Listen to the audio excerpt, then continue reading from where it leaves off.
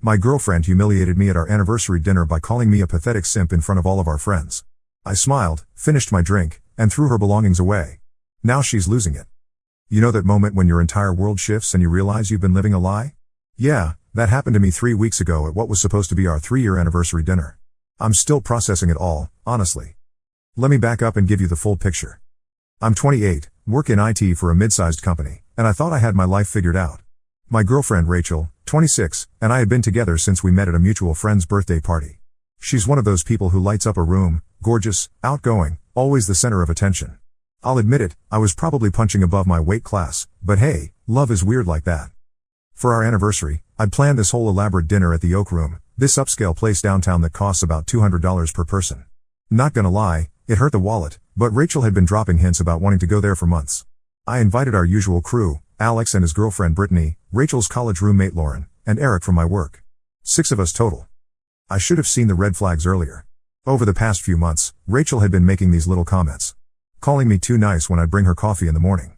Rolling her eyes when I'd offer to pick up groceries. Making jokes about how I was whipped in front of our friends. I figured it was just her sense of humor, you know? We all roast each other. Her sister Haley had even mentioned once that Rachel could be a bit sharp sometimes, but I thought that was just sibling dynamics. But looking back, there was this pattern. She'd gotten comfortable being dismissive, and I'd gotten comfortable letting it slide. The night started off normal enough. I'd made reservations for 7 p.m., showed up early to make sure everything was perfect. Wore my best shirt, this navy button-down she'd complimented before. Even brought her favorite flowers, those expensive white roses that cost me $45 at the fancy florist. Rachel showed up 20 minutes late in this stunning black dress, and honestly, my first thought was how lucky I was. She looked incredible. Our friends trickled in, everyone was in good spirits, and I thought, this is it. This might be the night I finally propose. Yeah, I had the ring. Had been carrying it around for 2 months, waiting for the perfect moment. $3,200 from Sterling & Company that took me 6 months to save up for. I'm not rich, but I wanted to do it right. Dinner conversation was flowing, everyone catching up, sharing stories. I was feeling confident, maybe even a little proud. Here I was, treating everyone to this nice meal, celebrating 3 years with this amazing woman. I'd worked overtime for 2 months to afford this night. Then Alex mentioned something about how thoughtful I was for planning everything, and Rachel laughed. Not a good laugh. One of those sharp, cutting laughs that makes everyone go quiet. Thoughtful? She said, loud enough for neighboring tables to hear. More like desperate. This is exactly the kind of thing a pathetic simp would do, throw money around trying to impress everyone because he knows he can't keep a woman interested any other way. The table went dead silent. I mean, you could hear the classical music playing in the background, that's how quiet it got. I just sat there, fork halfway to my mouth, processing what she just said. In front of everyone. At our anniversary dinner. After I'd spent a small fortune and months planning this. The worst part? The looks on our friends' faces. Brittany looked horrified. Alex was staring at his plate. Eric looked like he wanted to disappear. Lauren, and this is what really got me, Lauren was smirking. Like she'd been waiting for this moment. Rachel kept going. I mean, look at this whole production. The flowers, the fancy restaurant, making sure everyone's here to witness how romantic he is. It's embarrassing, honestly. I'd like to say I had some witty comeback or that I stood up and made a scene. But you know what I did? I smiled.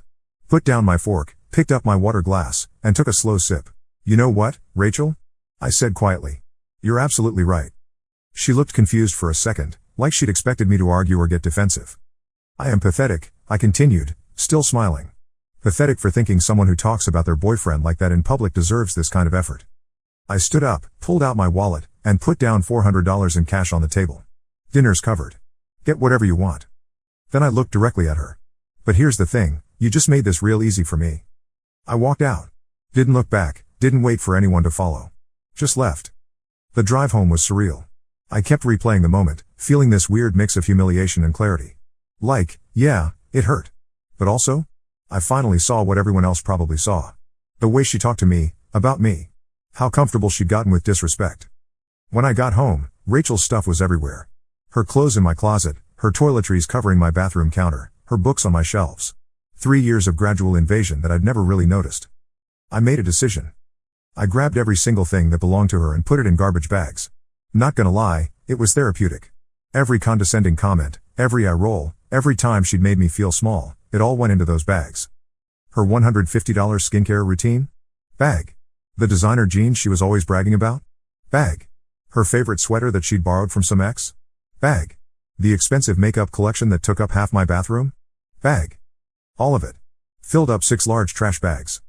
But here's where I was smarter than she probably expected. I didn't actually throw them away. I loaded everything into my car and drove to her sister's place across town. Knocked on the door at 11 p.m. "Hey Haley," I said when she answered. "I've got Rachel's things. We broke up tonight. Could you let her know they're here?" Haley looked confused but took the bags. I gave her my keys to Rachel's apartment. Yeah, we'd exchanged keys like idiots in love do, and said, "Tell her I left these with you too." Then I drove home and changed my locks. $180 for an emergency locksmith, but worth every penny. My phone started blowing up around midnight. First Rachel, then Lauren, then numbers I didn't recognize. I turned it off and went to bed. The next morning, I finally looked at the messages. 37 missed calls. 62 text messages. It was like a master class in manipulation tactics. Rachel started with anger. "How dare you embarrass me like that, and you can't just throw away 3 years." Then came the guilt trips. "I didn't mean it, I was just stressed and you know how I get when I'm overwhelmed." Then bargaining. "I'll make it up to you and we can work through this." Finally, back to anger. "You're pathetic and I'm better off without you, and good luck finding someone else who'll put up with your boring personality." Lauren's messages were even worse. Apparently, I was financially abusive for taking back things from my own apartment. Yeah, that's not how that works. But the friends who mattered reached out too. Alex called that Sunday. "Dude," he said, "I've been wanting to say something for months. The way she talked to you. Brittany and I discussed it multiple times. We were just waiting for you to see it." Eric texted, "That was brutal, man. But honestly, respect for how you handled it. A lot of guys would have caused a scene." Even Brittany reached out, "I'm sorry we didn't say anything sooner. We thought it might be their dynamic, but what she said at dinner crossed every line." Turns out, our friends had been watching this toxic pattern for way longer than I realized. They'd seen her tear me down in little ways, but nobody wanted to get involved in our relationship. Can't blame them for that. The first week was rough, not gonna lie. 3 years is a long time, and even toxic relationships leave you with habits. I kept making coffee for 2 people. Kept checking my phone expecting her texts. Kept finding little reminders of her everywhere. But then something interesting happened. I started enjoying my space again. I could watch what I wanted on Netflix without negotiating. I could make plans with friends without checking with her first. I could buy groceries without a lecture about wasting money. I could exist without constant commentary about everything I did wrong. It was like I'd been holding my breath for months without realizing it. Rachel showed up at my office 2 weeks later. Security called me down to the lobby because she was causing a scene, demanding they let her up to talk to her boyfriend. "We need to talk," she said when I came down. She looked rough, like she hadn't been sleeping. "No," I said. "We really don't. You can't just throw away 3 years over one comment." "Rachel, it wasn't one comment. It was the final comment." She tried everything. Tears, anger, promises to change, accusations that I was being dramatic. When none of that worked, she played her final card. "Fine," she said. "But I'm keeping the ring." I laughed. Actually laughed. "What ring?" "The engagement ring you bought. Lauren saw the receipt in your car." "Oh, that ring." I pulled out my phone and showed her a photo. "You mean this one?" It was a picture of the return receipt from Sterling and Company, $3,200 back in my account, processed 3 days after our anniversary dinner. Her face went completely white. You returned it?" "Rachel, the moment you called me pathetic in front of our friends, you returned it for me. You just didn't know it yet." That's when she really lost it. Started yelling about how I'd led her on, how I'd wasted her time, how she'd given me the best years of her life. Security had to escort her out. The funny thing is, I felt bad for her in that moment. Not enough to take her back, but bad nonetheless. Because I realized she genuinely didn't understand what she'd done wrong. In her mind, she was just being honest, just expressing frustration. She couldn't see how her words had been chipping away at us for months. But that's the thing about respect, once it's gone, it's really hard to get back. I'm writing this 3 weeks later, and honestly, I feel like I dodged a bullet. A $3,200 bullet that I managed to return to the store. My friends have been amazing. Alex and Brittany took me out last weekend, and we had the kind of fun I hadn't had in months. No walking on eggshells, no worrying about someone getting upset over nothing. Eric hooked me up with his gym membership, and I've been working out again. Hadn't realized how much I'd stopped taking care of myself. I even started dating again. Nothing serious, just coffee dates and casual conversations. And you know what's wild? Women actually seem to like me when I'm not constantly apologizing for existing. Rachel's been texting me sporadically, usually late at night. The messages range from sweet, "I miss us," to manipulative, "You're making a huge mistake," to straight up cruel, "You'll never find someone like me again." That last one makes me laugh every time. She's right, I'll never find someone exactly like her. That's the whole point. I blocked her number last week. Also blocked Lauren, who apparently has made it her personal mission to tell mutual friends that I'm emotionally unavailable and couldn't handle a strong woman. Alex told me she's been posting cryptic stuff on social media about men who can't appreciate what they have and toxic masculinity. Whatever helps her sleep at night. The weirdest part of this whole experience has been realizing how much energy I was spending trying to manage someone else's emotions. Walking on eggshells, overthinking every word, constantly trying to avoid setting her off. I didn't even realize how exhausting it was until it stopped. Now when I make plans, I make them because I want to, not because I'm trying to prove something or avoid an argument. When I buy something, it's because I need it or want it, not because I'm compensating for some perceived inadequacy. I've been thinking a lot about what she said that night. Pathetic simp. The words that ended our relationship. Maybe I was being a simp, in the sense that I was putting way too much effort into someone who didn't appreciate it. But pathetic? Nah. Pathetic would have been staying with someone who thought it was okay to humiliate me in public. Pathetic would have been accepting that treatment as normal. Pathetic would have been begging her to take me back. What I did was recognize my worth and act accordingly. That's not pathetic, that's growth. I still have the screenshots of all her messages, by the way. Not because I'm holding on to anger, but because they serve as a good reminder of what I'm not going back to. Sometimes when you're lonely or nostalgic, you start romanticizing the good times and forgetting why things ended. Those screenshots keep me honest.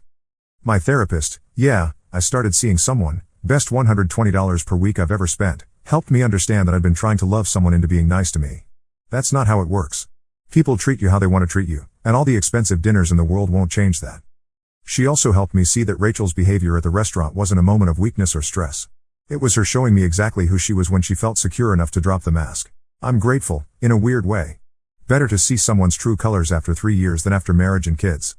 The engagement ring money is sitting in my savings account now, earning interest. Maybe I'll use it for a vacation, maybe a down payment on a house. Or maybe I'll save it for someone who actually deserves it. But I'll tell you what I won't do, I won't spend it trying to convince someone to love me. Because here's what I learned, the right person won't make you feel pathetic for caring about them. They'll be grateful for your effort, not embarrassed by it. They'll build you up in front of friends, not tear you down. They'll see romantic gestures as sweet, not desperate. They'll treat your heart like the gift it is, not like something they're entitled to. Rachel texted me yesterday from a new number. I hope you're happy. You know what? I actually am. And that's the most satisfying revenge of all, being genuinely better off without someone who thought they were doing you a favor just by staying. Update, because people keep asking. Rachel showed up at my apartment building yesterday with some guy I'd never seen before. The doorman called me, and I told him I wasn't expecting any visitors. She apparently stood outside for 20 minutes before giving up. Got a text later, really mature, hiding behind your doorman. I didn't respond. Some games you win by not playing. Also, Alex told me she's been asking mutual friends about my dating life. Apparently, she heard through the grapevine that I've been seeing someone new, nothing serious yet, but we've had a few great dates. The fact that she's keeping tabs tells me everything I need to know about whether I made the right choice. Oh, and Lauren? She slid into my DMs last week trying to clear the air and explain Rachel's side of things. I left her on read. Some bridges are better off burned.